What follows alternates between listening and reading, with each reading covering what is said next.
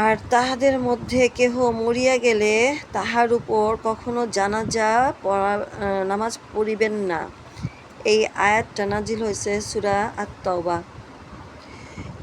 এই আব্দুল্লাহ ইবনে উবাই, যিনি নাকি মুনাফিক ছিলেন এবং যিনি নাকি মহানবী সাল্লাল্লাহু আলাইহি সাল্লামের সাথে বরাবরই হিংসা, ঈর্ষা এবং মুনাফিকি কাজ করতেন, যেহেতু তিনি উহুদ যুদ্ধের সময় ৩০০ সৈনিক নিয়ে পলায়ন করছিলেন।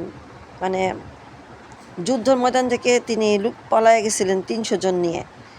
তো এইরকম মুনাফিকের নামাজের জানাজা তার ছেলে, মানে মুনাফিকের ছেলে বলছিল আমাদের নবীজিকে যে আপনার একটা জামা দান করুন আর আপনি আমার বাবার জানাজা পড়ান।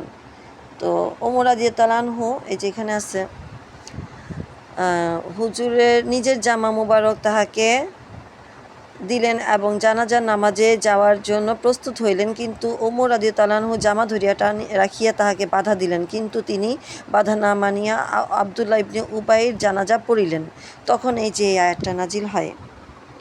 তার মানে মুনাফিকের নামাজের জানাজায় না যাওয়াটাই বেটার, যেহেতু কোরআনের বাণী।